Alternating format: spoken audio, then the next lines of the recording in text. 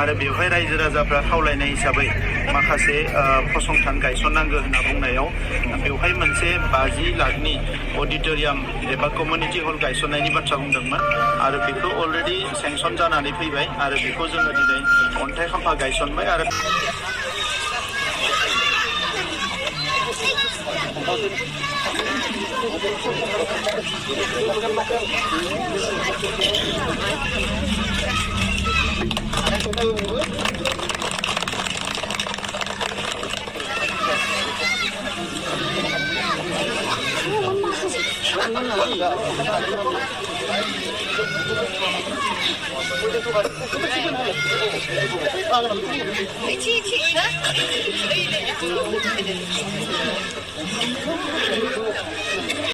दुलाराय बर' फरायसा आफादनि जिल्ला आफादनि जथुम्मायाव आं फैदोंमोन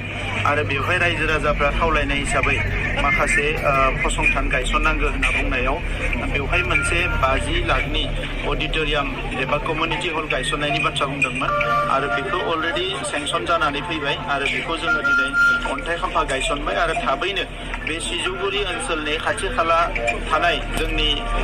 माहारि आफाद धोरोम आफाद जायखिजाया हारिमुनि आफादफ्रा ज' जानानै बायदि समालोचना समाव बायदिसिना हाबाफारि लानो थाखाय बे अडिटोरियामखौ लुनाय जागोन आरो दिनै बेनि खाम्फाखौ गायसनबाय 50 लाखनि आरो दिनै सानसेयाव सनितपुर जिल्लायाव माखासे फरायसालिनि आरो लोगोसे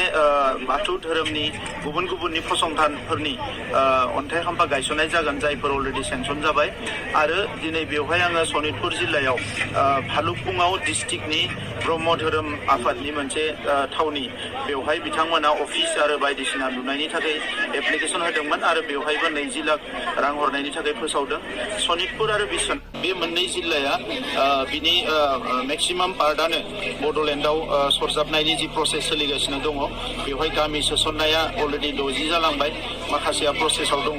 दा बे गामि सोसननायजों लोगोसे जिहेतु गोलाव सम सोमावसारनायाव जोंनि रायजो राजाफ्रा माखासे बिथिङाव थालांनांदोंमोन एबा फासयनांदोंमोन बै बिथिंफोरखौ जों समानै लांफानो नागिरदों ओंखायनो जों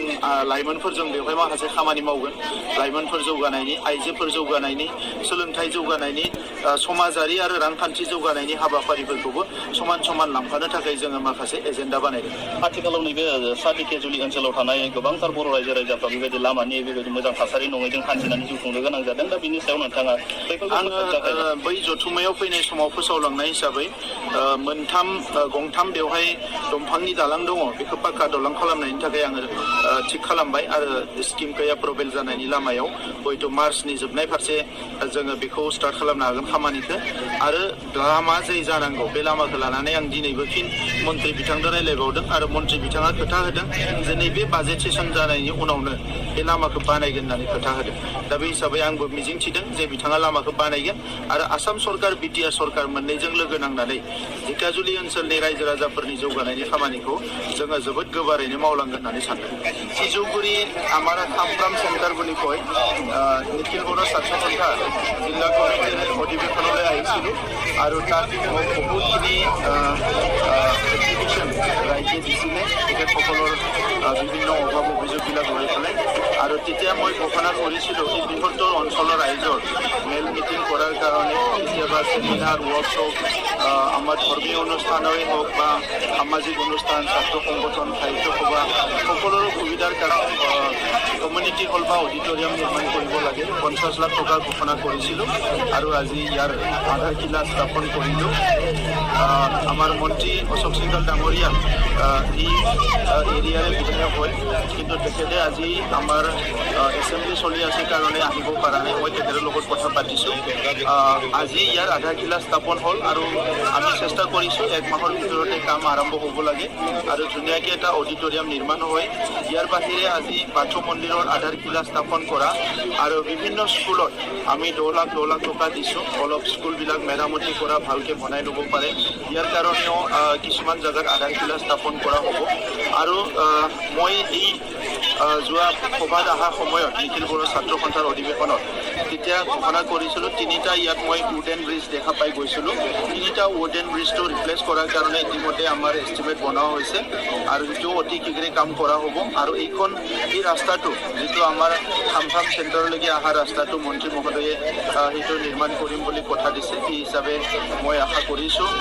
এই অঞ্চলৰ ৰাইজৰ ভূমিৰ সমস্যাটোৱে ডাঙৰ সমস্যা আছিলে কিন্তু যিটো ফৰেষ্ট ৰাইট এক্টৰ আণ্ডাৰত বহুতে ভূমিৰ সমস্যাখিনি সমাধান হৈ গ'ল তো বাকী ছ'চিঅ' ইকনমিক এডুকেশ্যনেল বাকী যিবিলাক প্ৰব্লেম আছে সেইটো অসমৰ মুখ্যমন্ত্ৰী ডক্টৰ হিমন্ত বিশ্ব শৰ্মা ডাঙৰীয়াৰ লগত কথা পাতি আমি লাহে সমাধান কৰিম আৰু বহুত পাৰ্চেণ্ট ইতিমধ্যে সমাধান হোৱাৰ পথত বাকীখিনিও আমি লাহে সমাধান কৰাৰ কাৰণে আগবাঢ়ি যাম কাৰণ এইটো বিটিআৰৰ ভিতৰত নাছিল বাহিৰৰ এৰিয়া আছিলে সেইকাৰণে বড়োসকলৰ দল সংগঠনসকলে বড়োসকলৰ ৰাইট পোৱাৰ কাৰণে আন্দোলন কৰি আছিলে চৰকাৰৰ লগত আলোচনা কৰি আছিলে গতিকে এই অঞ্চলত যিসকল ফৰেষ্ট ডুৱেলাৰ্ছ হয় সকলো ফৰেষ্ট ডুৱেলাৰ্ছ অধিকাৰটো পাব লাগে ইয়াততো কোনোবা পাব লাগে কোনোবা পাব নালাগে বুলি কথা নাই গতিকে তেনেকুৱা কিমান পপুলেশ্যন আছে যিয়ে নেকি লেণ্ড এণ্টাইটেলমেণ্ট এইখিনি এৰিয়াত পোৱা নাই এই কথাখিনি লৈ পেলাই মই শোণিতপুৰ আৰু বিশ্বনাথ ডিষ্ট্ৰিক্টৰ আমাৰ ডিচিসকলৰ লগত কথা পাতিম